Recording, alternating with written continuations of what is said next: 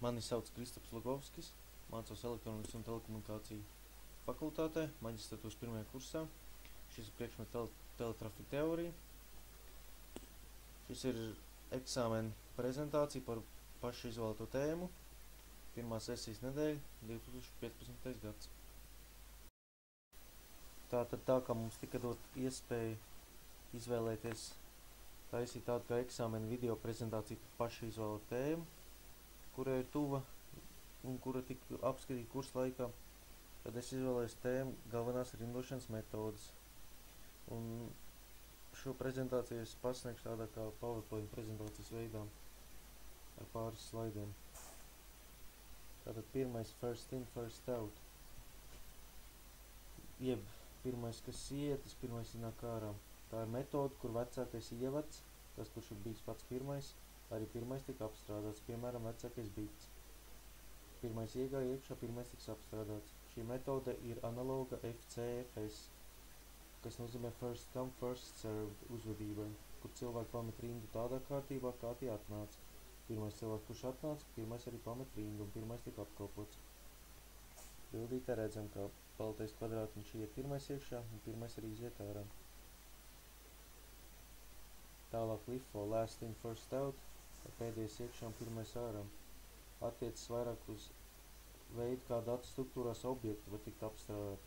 LIFO var attēlot kā kaudzi ar plāksnēm. Attēlā redzam, pēdējo plāksni uzliks sarkano, un sarkanā plāksne arī pirmā tiks noņemt nost, ja kaut kas tiks darīts ar kaudzi. Par piemēru vēl var minēt arī office darbinieku, kuram jāapstrādā kaudzi ar papīriem vai dokumentiem.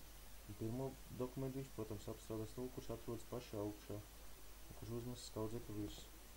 Datorzinātnēs LIFO jēdziens parasti attiecas uz dažādu sarakstu apstrādi, piemēram, un īslaicīgo atmiņu, parasti, kur ir jātiek ierobežot apjomu datiem noteiktā secībā. Vēl viena rindošanas metode ir prioritāte, priority, kur klienti ar augstāku prioritāti tiek apkalpot pirmie. Un prioritātes rindas var būt divu veidu, kur kāds process, viens veids ir, kur kāds process sistēmā var tikt pārtraukts, kāda procesa ar lielāku prioritāti dēļ, un otrs veids ir, kur šis process nevar tikt pārtraukts pat tad, ja ir kāds cits process, kuram ir lielāka prioritāte augstāk. Un pēc attēla redzam, ka ījie skaitļi nav sakārtot secībā no mazākā uz lielākam, bet izējā prioritāte ir vienniekam, pēc tam divniekam un tā uz augšu ejot.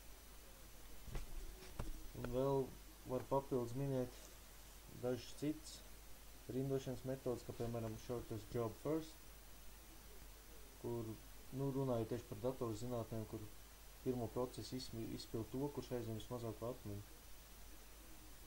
Un, piemēram, vēl shortest remaining processing time, kur pirmo procesu izpild to, kurš aizņem vismazāko laiku.